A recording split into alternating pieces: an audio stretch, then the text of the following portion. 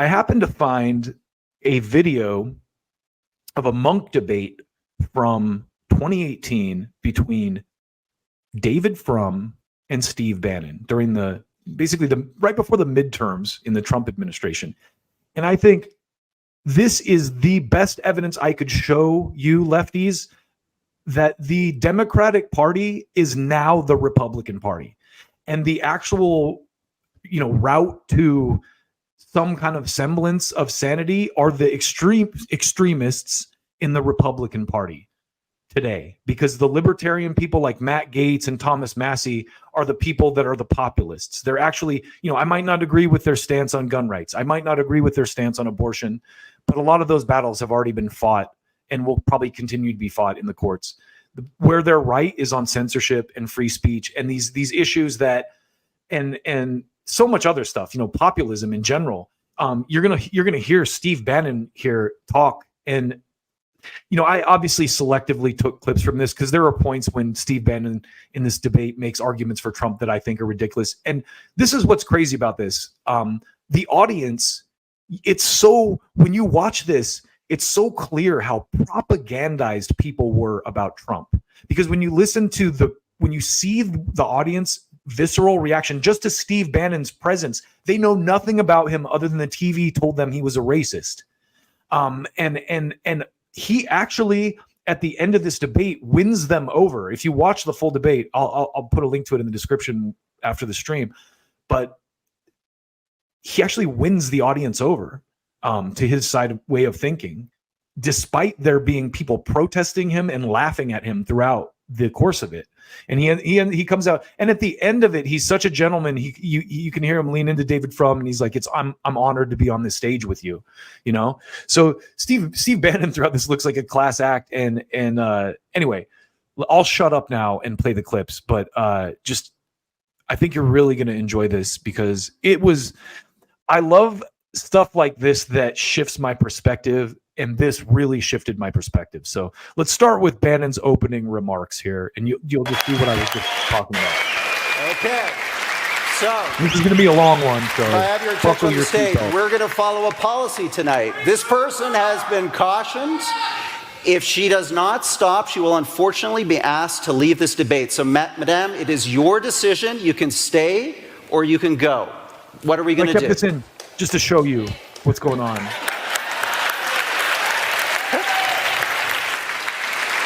Okay, no, sorry. You're still engaging. Officers, we're going to move forward with our plan. If we can please remove the person from the hall.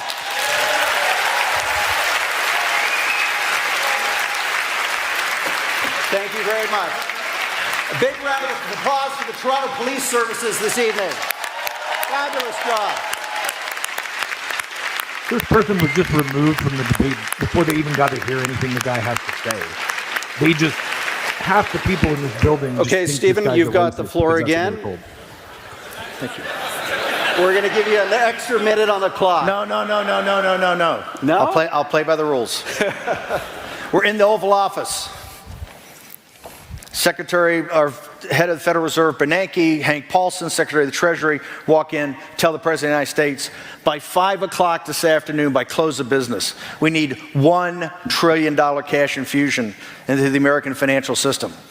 If we don't get it, the American financial system will implode in 72 hours, the world financial system 3 days after that, and we will have global anarchy and chaos. The greatest enemies of the United States, Mussolini, Hitler, Tojo, the Soviet Union, Al-Qaeda, Osama bin Laden. By the way, he said the Soviet Union, not Russia, because the Soviet Union fell. Nobody's ever brought the United States to its knees like that day. Who did that? Who's responsible for that? The populist? Donald Trump? No. The elites. The financial, the corporate, the permanent political class that runs Washington, D.C. That's who did it. The permanent political class. What was their solution? To create money and bail themselves out. On the day that happened, the balance sheet of the Federal Reserve was $880 billion. When Donald Trump took the oath of office, January 20th, 2017, it was $4.5 trillion. We flooded the zone with liquidity, just like the Bank of Tokyo, the Bank of England, the European Central Bank. The party at Davos, the elites, bailed themselves out, afraid of some sort of deflationary death spiral. That's not a free bailout. There's a corollary to that. Savings accounts are zero. Pension funds have the biggest gap in history. You can't underwrite a bond in the United States because you only get, for a public school or waterworks, you get 2%. The little guy would bear the burden of that. If you've owned assets, intellectual property, stocks, real estate, hedge fund, name it, in the last 10 years, you had the greatest run in history. For everybody else, a disaster. Now do you see why Steve Bannon's a racist and you should never listen to him and you should just immediately disown him and hate him? Now do you see? This is the thing. I was caught up in this propaganda about the Trump and MAGA people because they showed it to us. They showed you the worst aspects of the Trump movement, the redneck, drunk, hateful dickheads. And they are there. They're part of it. And that's why it's hard for a lot of people on the left to come around to what's happened, you know, because of course, I hate those elements, those people that are just like, oh, fuck you. And we're, you know, all the racist elements of it. And those people do exist, but he would not have won the election if all that voted for him were racists. And I think one of the things I learned over the last several years is that most of the people who voted for Trump, my Hispanic, Black, and Asian friends included, just wanted something new, something different than the typical political class stand-ups we get every election cycle. The people that these groups, and Steve Bannon gets into this, so I'll shut up and let him keep talking. 50% of American families can't put $400 of cash on their hands on cash, right? See, they're all laughing at him. He fumbled. By the way, I also want to really quick shout out Royce White. Royce White is a Black MAGA guy who's from Minneapolis who has a podcast. He's the one who posted this. I found this because of Royce White. Follow him on Twitter. Follow his podcast. Thank you, Royce. This is amazing.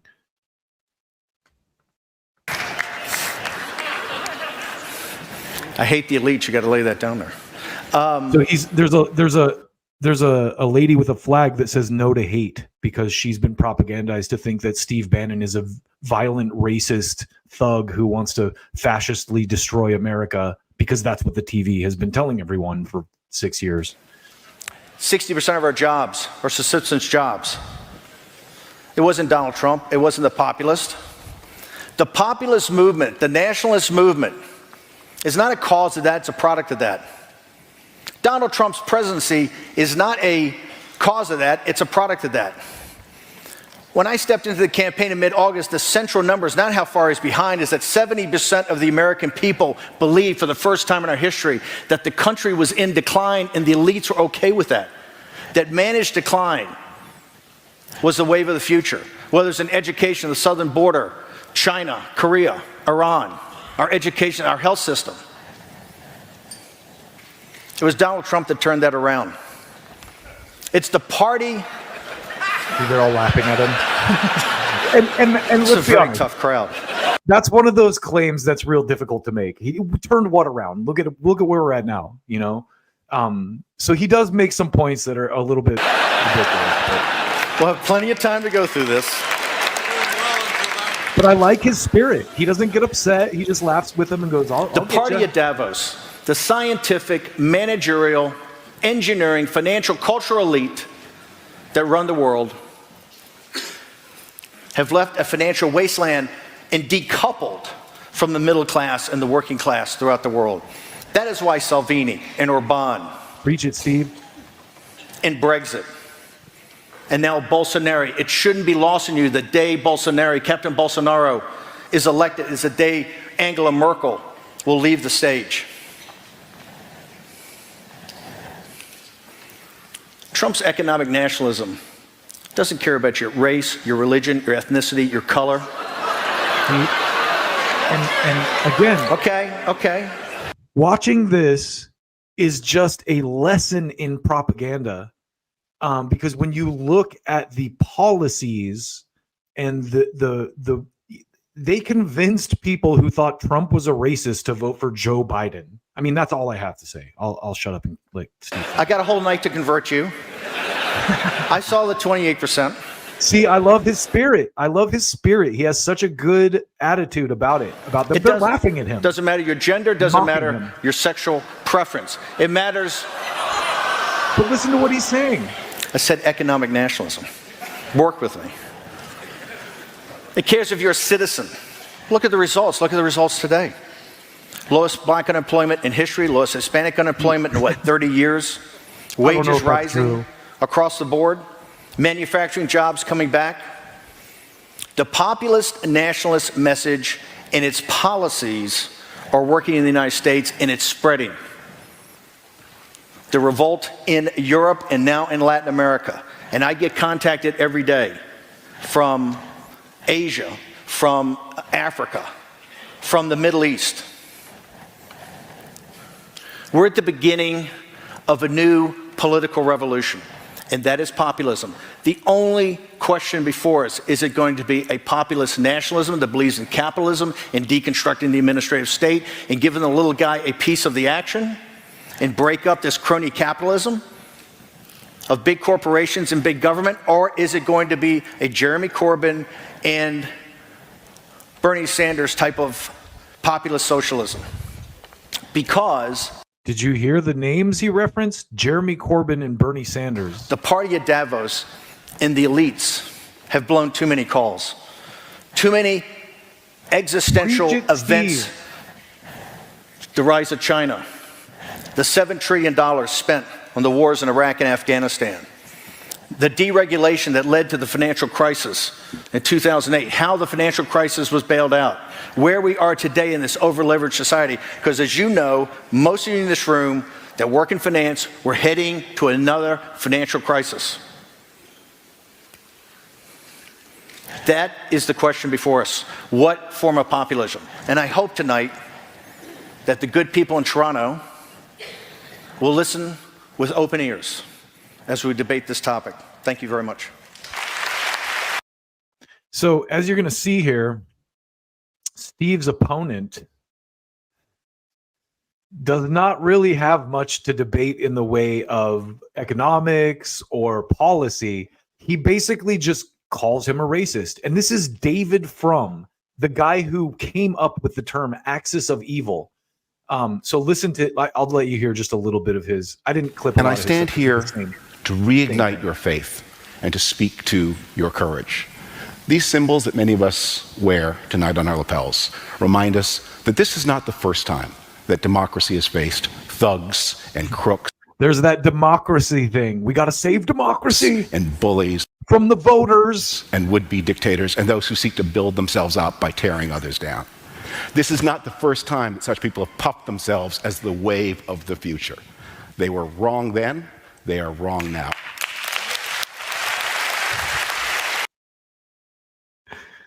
This guy worked for the George Bush administration, and he has the balls to say that. Listen to this. It gets better. And it starts tonight. Now, we have a definitional problem as we begin this debate because we're using words that have large meanings, liberal, populist. We're not exactly sure how to use them. And see, this is what I love about people who, represent the establishment, like David Frum, former editor of The Atlantic, former Bush speechwriter, does. You're just not smart enough to understand what populism really is, guys. Let me explain this to you. It's strange, and many people have made the point, it's strange for me, a lifelong conservative, to be here on the liberal side of this debate. And I'm not. And that right there is the moment you know the parties have switched. You listen to a guy like Steve Bannon, what he just said about economic populism, and he referenced Jeremy Corbyn and Bernie Sanders, and then you hear the liberal, this is the liberal side, quote unquote liberal. He's not a liberal. He even said he's a conservative, but he's a conservative, a well-known neocon, is making the liberal argument here.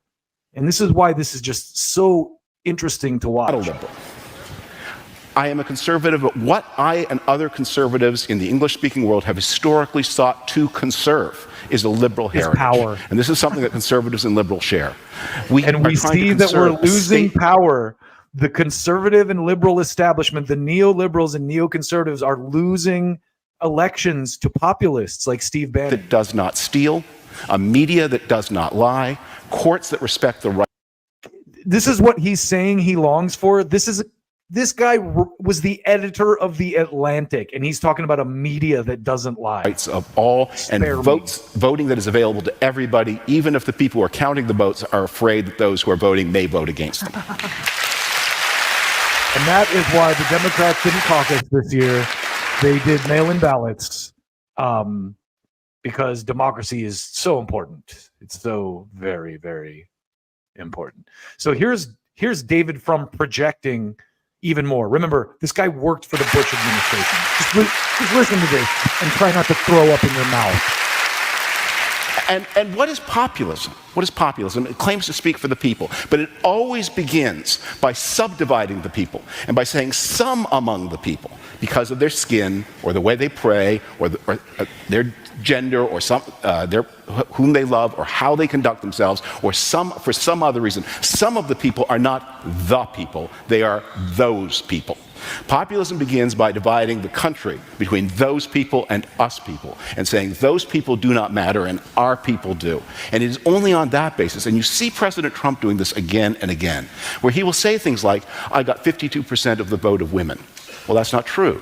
He got 52% of the vote of white women, but the others don't matter. You see, because he's a racist. It's not that he just misspoke or just said something off the cuff that wasn't completely true. It's because he's a racist. For him, the people is always only part of the people. Those who think differently and those who report on our crooked business deals or our clandestine connections with hostile foreign powers, they are enemies of the people, even though they are exercising the rights that you would think would belong. Yeah. Again, this guy worked for the George Bush administration. The guy who had business deals with Saudi Arabia when 9/11 happened. The guy who flew the Saudis out of the country after 9/11. And this guy has the balls to talk about corrupt business dealings. Oh my God. Like I said, try not to throw up in your mouth. People. Why will this populist movement lose? And why will our liberal institutions prevail? And at bottom, it's for one reason, which is this new populism is a scam. It's a lie. It's a fake. And that, my friends, is what we call psychological projection. It has nothing. Now, I don't mean that just in the sense that so many of its leaders are crooks, although they are. President Trump. Yeah, there were definitely no crooks in the Bush administration, right, David?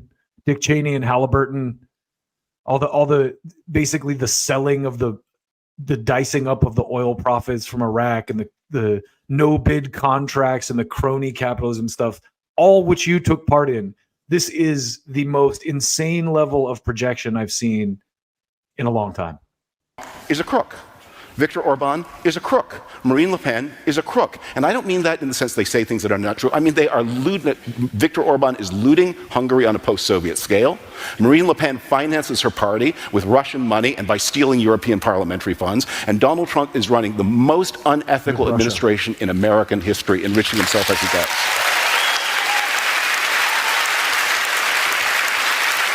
Says the guy. But I mean it in another way. For the Bush administration. Because it is a scam even on its own terms. What do they deliver? Donald Trump is running the American economy the way he ran his family businesses. He inherited a fortune, has proceeded to dissipate it, and is telling everybody what a great job he's been doing. And George W. Bush, a guy whose father was also president, he's definitely not in that realm at all. The guy that I worked for that throughout this debate, quote unquote, David Frum's defense is always a scare tactic and pearl clutching about democracy or racism. Those are the two constant punching bags he goes back to every time. At no point does he try to counter Bannon's arguments about elites ruining the country and cutting off the middle class and kind of the slow strangulation of the people at large. In this next piece of it, Bannon kind of talks about the challenges that Trump ran into. And I think this is relevant because this is something I saw. It's kind of like he got wrapped up with the Republican establishment, and when he got in, I think he was in the same way that Obama was weighed down by the Republicans when he got in with implementing his agenda. I think there was a lot of anti-Trump sentiment in not only the Democratic Party, but also the establishment Republicans. Like they're at the end of the day, he's not a neocon. So a lot of the neocon holdovers, guys like John Bolton and Mike Pompeo, I'm sure that they did everything in their power to subvert anything he wanted to do that would drastically change things, as far as foreign relations and stuff go. But watch this. On populism. This is a critical test. There's no doubt about it. I think if you look at what's going to happen, I believe we will hold the Senate. They're talking and I about think it's the a complete midterms in dogfight 2018 for the House, and we'll see. If we lose the House of Representatives, I've told you, and I've seen David talking on TV, the Trump program will grind to a halt. There's no doubt about that. But remember, we understand it's a process. Both Brexit and 2016 are inextricably linked. Look at Brexit 2 years later. They're no closer to a deal than they first started, right? Because the establishment wasn't just going to pat the British workers on the head and say, what a great idea, why don't you just leave the EU? Just like with Donald Trump, they're not going to pat him on the head and say, this is fantastic. All your great populist and economic nationalist ideas, why don't you just take the keys and run for it? You're going to have to win election after election after election. And I think the Trump base understands that. I anticipate it's going to turn out. But I want to address one thing with David. We won as a coalition. One of the first things I did was reach out to the Republican establishment in mid-August. We had to win as a coalition, just like the Reagan coalition, where you had, economic conservatives, and you had anti-communists, and you had the religious right. We have the same thing. We have the establishment. We have the populist nationalist movement. We have limited government conservatives. We are a broad coalition. That's what needs to come together to win. In governing, David, we turned immediately to the Republican Party, our partner in that victory, who said, we've got it. Give us the keys on health care. We've been working on this for 7 years. The entire debacle on health care in that first year was 100% the Republican establishment. It turns out they didn't really have an idea about health care, okay? The same thing with taxes. Remember, we were going to start with the border adjustable tax that Paul Ryan had worked for 7 years on. In 90 days, that got blown up, and we had to do the tax plan we had, of which, by the way, I argued, as many as you know, to read the Wall Street Journal, in the Oval Office for a 44% tax rate of people that make over $5 million a year. And I was 44% tax rate on people that make over $5 million a year. That's Steve Bannon, famed right-wing racist, arguing to tax the rich. That is why these guys were painted as racists who want to subvert democracy in America. That is, you can't watch this guy talk and not see that at this point. Blown up.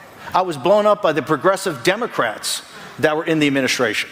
The Wall Street guys who forced in the big tax cuts, of which President Trump has now realized, I think, was not actually the best thing to do. That's why he brought the middle class tax cut last week. It did. And they all laugh at him. It takes a while. He's getting his sea legs. You don't start day one. People laugh at that. I can't believe people are laughing at that. So I think that's a great segue to bring some Frum into this conversation.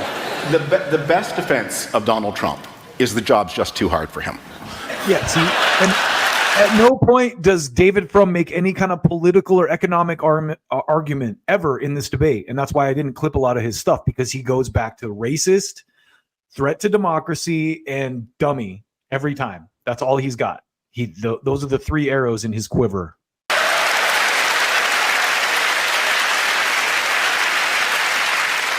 He's not the best defense is he looks cruel and unfeeling and bigoted and hateful, but really the problem is he's just never.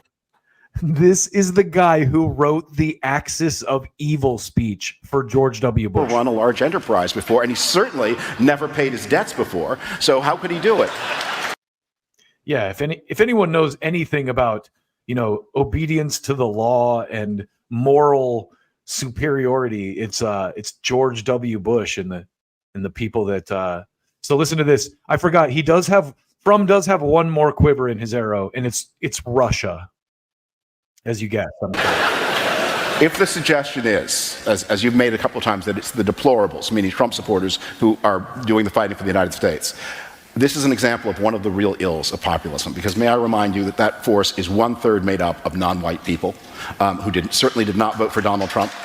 And they get forgotten and omitted from the story. We have to be able, as we see the country, as we see the United Trump is a racist. He's playing the hits. States, to see it as it is. You're only a patriot if you love your country as it is, not as you imagine it might have been in the past, and not if you begin to chop off groups of people you think do not belong By the way, just for people who don't know, Frum is also a Canadian. He's not even an American. there. Donald Trump on NATO. Donald Trump on NATO has made it clear through the campaign that if it's up to him, NATO countries are not being defended. Estonia, he told Maggie Haberman and David Sanger of the New York Times in an interview at the time of the Republican convention. We just went over how credible the New York Times is, right? Not going to defend it if it's up to him. Estonia is a NATO partner. But overhanging all of this, I don't think you can talk about the Trump foreign policy.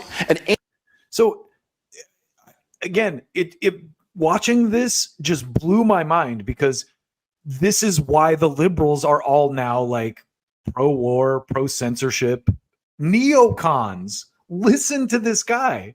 He's like, oh, Trump, he's talking about NATO. I mean, who is out there voting like, we need to keep NATO? Yeah, like no one is voting. No one's like, hey, you know what I think we really need to make sure stays in place is that post-World War II organization we created to defend us from the spread of fascism or communism that basically sucks up billions of dollars worth of our money so that we can funnel them to defense contractors in the name of defending other countries in Europe. And we saw where that went recently. Any of these, by the way, these parties that you advise through Europe, they all have some sinister, murky connection to Russian power. The National Front, funded by them. Oh, sorry, they're all sinisterly connected to Russia, says the guy who wrote the Axis of Evil speech for George W. Bush and was the editor of The Atlantic and is Canadian and is one of the foremost propagandizers in the last 20 years of the general public. Your Italian friends have, and as I said, I do not put this on you. I know you wore the uniform, but I don't know how you, having worn the uniform, can. This is what I love too. Trump is a secret Russian. Yeah, the guy who literally has had everything in the United States handed to him on a silver platter, has lived like the absolute best life, wants to subvert the country that gave him that. We're supposed to believe that Trump, and he plays that card right here. Oh yeah, they're all connected to Russia, and I know you served in the military, so I'm not questioning you, but hey, how can you work with these guys? It's so fake and disingenuous. Sit with these people who have these sinister connections and know that there is someone else who does not have the interests of your country, my adopted country, at heart. See, and he is calling my adopted country. This guy's a Canadian too. I love that. That's the best part of this. The tune for all of these populist parties. A Canadian is making the establishment argument on behalf of the American public against the, obviously insane racist Steve Bannon. In this next clip, we have Bannon talking about the deplorables, and I love that he kind of wears that term as a badge of honor, because I think that really was a point in the campaign when Hillary Clinton lost a lot of people, when she just referred to people who might not think the way that she does as deplorables. That it was just, you think about how Obama won, right? Obama didn't, and I see this with Vivek too. Obama was such a good speaker and such a rational guy. He was so good at appealing to the conservatives and the liberals, and he was very careful not to offend the religious sensibilities of middle America and the heartland, and Hillary Clinton just didn't have that in her. Had her last command. She's back at West Point where she's on the staff. So this is him kind of responding to Frum's Trump's a racist? Like, how can you support the Russians and the racists when you are involved with the military? I think she had 15 non-commissioned officers. Listen to what he all of said. them African-American or Bannon. Hispanic, right? I think something like a third or 40% of the United States Army today is made up of African-Americans alone. Donald Trump understands that. The deplorables understand that. Remember, one of the focuses we have, that's why black unemployment's so low, Hispanic unemployment's so low. One of the focuses we have as a populist movement is to take 25% of Bernie Sanders' movement, the economic nationalists in that. The focus, and I've said this from day one, it's to get a third to 40% of the African-American vote and a third to 40% of the Hispanic vote, the working class and the middle class. That realignment with the Trump base will give us a governing majority for 50 years. It'll be like 1932. 1.8 million African Americans that voted for Barack Obama did not vote for Hillary Clinton. Now, they weren't prepared to vote for Donald Trump. And I think you're going to see the same thing. I mean, they may not be prepared to vote for Donald Trump now, but it's a process. I think that the Democratic Party is going to be in complete shock on Tuesday about the turnout of the African American vote, and I think the Hispanic vote. If Donald Trump and the Republicans, And I don't know if you remember this or not, but they kind of were. Trump actually increased, the Republicans increased their numbers in those communities at that time. and his Republican Party, as it's been remade, not the McCain Party, not the Bush Party, not the party I believed in, if they believed that African Americans were going to vote for them, they would allow them to vote rather than bending heaven and earth to stop them. Yeah, I just spent the first half of this stream covering how important it is for Democrats that you vote. You know, they're so clearly, you know, trying to have a transparent caucus in Iowa this year and, you know, not trying to take Trump off the ballot now. I encourage you to go watch this whole thing. While, of course, no one wants violence, how much more airtime it gives to subliminal anti-Semitic messaging. I think, you know, Subliminal anti-Semitic. It's not even outward racism now, it's subliminal anti-Semitic messaging. Those racists. Jew who smart. hears the way George Soros has talked about, knows the text beneath the text. When George... So here you have a conservative commentator defending George Soros by weaponizing the HR department and using claims of anti-Semitism. Now, Steve's response is actually really good, so listen to what he says. And I think, in a way, I can't, of course, put myself completely in the person's shoes, but try to imagine how must it to be to black people or to Mexican Americans or to Asian Americans or members of any other group. The guy who wrote the Axis of Evil speech is so concerned about racism. This kind, when you hear this barrage and you hear something that seems like, oh, we're just talking about this one shadowy mastermind, a plutocratic person who bends the world to his will through his monetary conspiracy, not everybody else, just this one person, we all hear it and we know what is meant. And it has resonance through history and we feel endangered. We know what he means when he says that. And this is from 2018. So you saw how this, you know, and this guy works for think tanks. He works for this is how this evolved into we need to censor people online who are offensive. And it's proof that it's a completely disingenuous and a tool of control. When you watch a guy like David Frum, the guy who wrote the Axis of Evil speech for George W. Bush, play the liberal against Steve Bannon here. You're a racist. Gotta be conscious. I encourage you to go and watch the whole thing. I obviously didn't want to show the whole thing because like an hour and 45 minutes or something. But literally, most of it is just Steve Bannon talking about populism and then David Frum accusing Trump and him of being a racist or a Russian. Conscious of the time. Can I respond to this? Yeah, are you going to respond to it? And then, George, hold on a second. We're going to respond to that just so the audience knows where we're going, and then we're going to go to closing statements. Okay. So we're having such a good time. I thought we'd engage some more. Well, let's waive our clothing statement and still have combat. George Soros, I said in the New York Times the other day, George Soros is demonized because he's effective, not because he's Jewish. And he's been very proud of how effective he's been.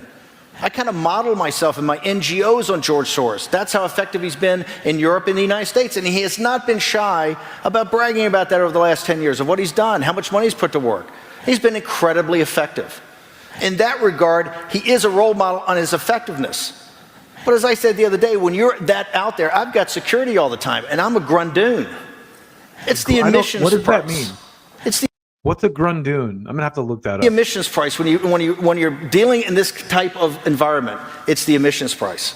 And this is not about George Soros being Jewish. It's just he did you hear what he said there? That's kind of relevant, and I think it's not funny, but I like what he said. He said, when you're in this type of environments, it's the admissions price. If you're going to be in politics, you're going to upset people.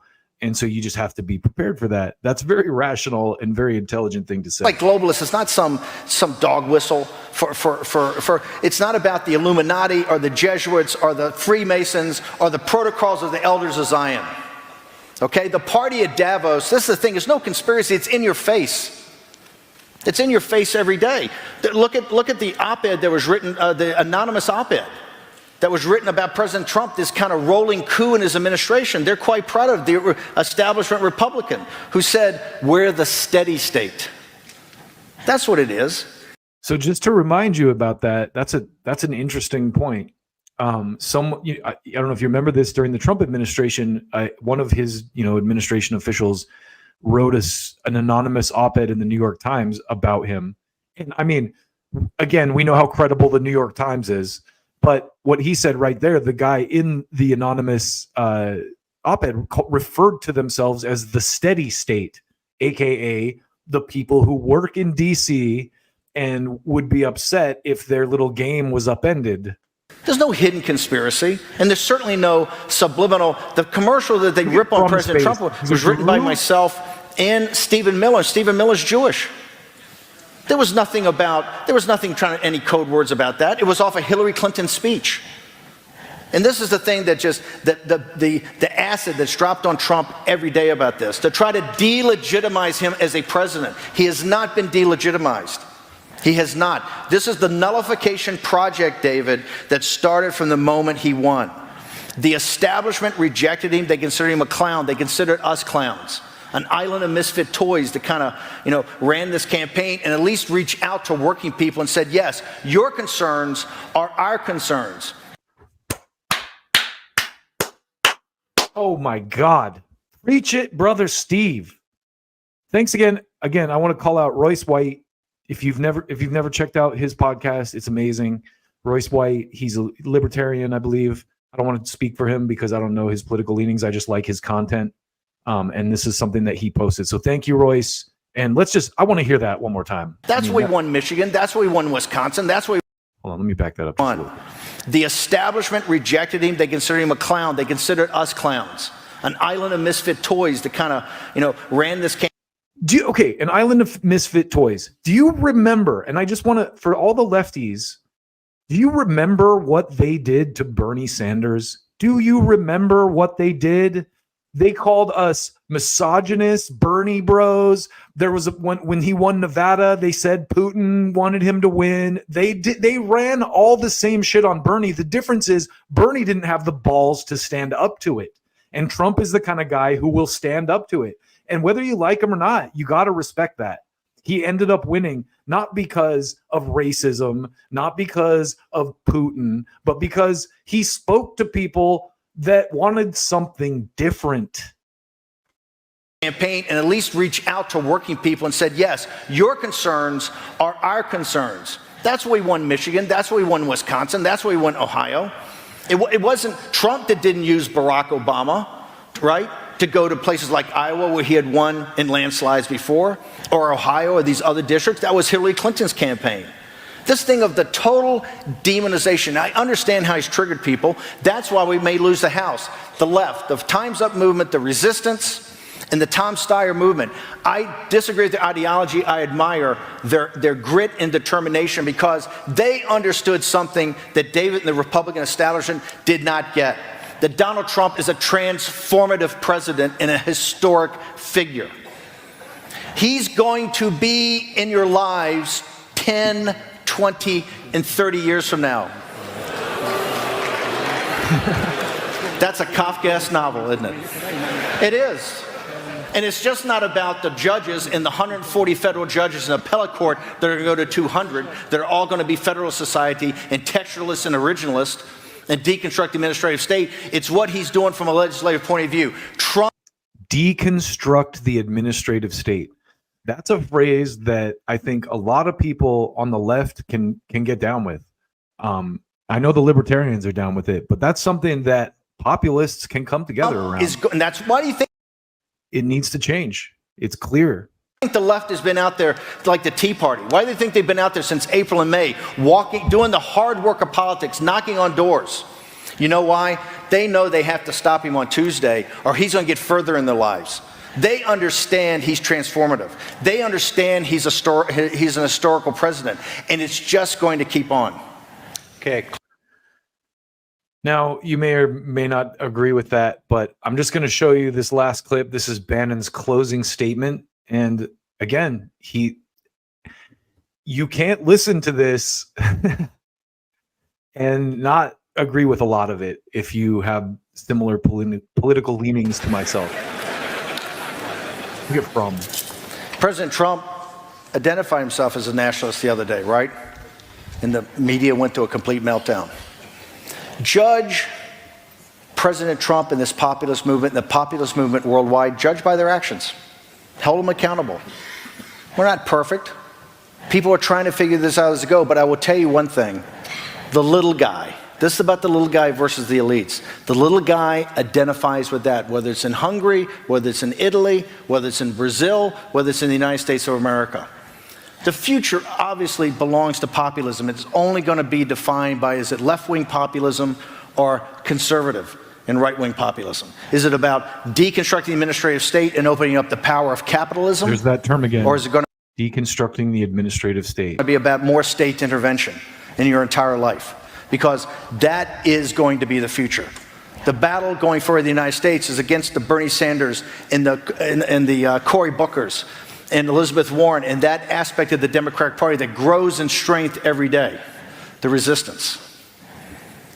That's the reality. The rest of it's just happy talk. The other thing, don't look beyond the smears, the signal and the noise. Look at the signal, look at the actions, look how they're bringing people in. Look how this populist movement will reach out and take the economic nationalist and the Bernie Sanders movement. Look how we will go and accommodate and bring in a third of the African American vote in our country, something the Republican Party for decades and decades and decades talked about and never did. Look at right now, I think it's 40%, the poll today, 40% of Hispanics agree with what President Trump's doing on the border. Because they understand they bear the burden of the solutions of that. I'm not saying President Trump's perfect. He wouldn't say he's perfect. He's a very imperfect instrument. He might not say he's an imperfect instrument. But I think that's why Bannon got fired. I can understand David's frustration. I can understand the angst. You know, as one of the senior public intellectuals and leaders of the Bush administration, the traditional the Republican Party. Look at the 16 people that ran against President Trump in 2016, or the 14. They were a flower of a generation of donor money, of heritage, of AEI, of Cato, of Paul Singer, of the Kochs, of all of it. And look at the quality of the people. Jeb Bush and Marco Rubio, Governor Christie, Ted Cruz, Rand Paul, every vertical had its best person. It was the strongest field in the history of the Republican Party. And Donald Trump cut through that like a sift through grass, right? Why? Because he talked about trade. He talked about this radical idea, a radical idea of free trade, particularly when you're going against a totalitarian. No, because everyone in America is a racist, Steve. That's why he won. Mercantilist society like China. He talked about the deindustrialization of our country. He talked about where people's lives are. He talked about what mattered. That's why he won. That's why he won the Republican primary, and that's why he beat Hillary Clinton. Our whole thing was to compare and contrast. You're the tribune of the people, and she is the guardian of a corrupt and incompetent elite, a permanent political class. You hear people clapping? Somehow I see I'm not quite connecting. This is the future. And it's not, and I realize David tonight tried to demonize this. It's not racist, it's not nativist, it's not xenophobic. The deplorables are the finest people. We're in the fourth turning of American history. We had the Revolution, the Civil War, Great Depression, World War II. And now the fourth turning. Every 80 to 100 years this happens because in generational history, it's the movie David was in with me. It's about how you're raised. How you raise the generation. We're in the great fourth turning. In the next 10, 15, or 20 years, the United States is going to be, we're either going to be the country we're bequeathed or going to be something totally different. And the backbone of our country, we're not an idea. America's not an idea, it's a nation. We have the greatest land and the greatest resources. We have divinely inspired Constitution and Declaration of Independence. But that's not our strength. Our strength is the deplorables, just like in Canada. It's the little guy. It's upon their shoulders everything rests. And they're the backbone of the populist movement. They're not racist, they're not nativists, they're not xenophobes. They're citizens of the greatest country in mankind's history. And they, not Donald Trump, not Stephen K. Bannon, not Mike Pence, they are going to lead us through this great turmoil is to come. Thank you very much for having us tonight. I don't know if calling America the greatest country in mankind's history is going to play well to a Canadian audience, but good on you, Steve. Very, very proud. And, you know, to sum that up, I don't want to spoiler alert. He turns the audience. He ends up winning. The question that they're debating is, what is the future of politics? Is it liberalism or populism? And at the end of the debate, despite the people protesting him as a racist when it starts, he has won the minds of the people. You know, it's like 57 to 43% or something like that. So a big portion of them still didn't kind of see his way of thinking. But he did win, and credit to the people there too for being open-minded and actually looking past the propaganda of the last, 10 years around all this, because I was victim to it too. They showed all the worst elements of the Trump campaign when he was running. I voted for Clinton. I mean, I'm not going to deny it. It's I regret it now, but I did it, and I realize that it's one of those things that I was misled on, and now what I try to do is see everyone as an equal and see past the left versus right, conservative versus liberal bullshit. Because like I showed you earlier with Vivek, he sounds like the modern conservatives, the people that are actually making waves in the Republican Party today, like Trump and Vivek. I mean, it's so clear that the establishment, as it will, is trying to put over the people they want, like Nikki Haley and DeSantis and any of the other people in the field. But the public sees through that clearly now. And I think obviously that's one of the reasons they want such tight control on the internet, and one of the reasons that speech has become a whole thing.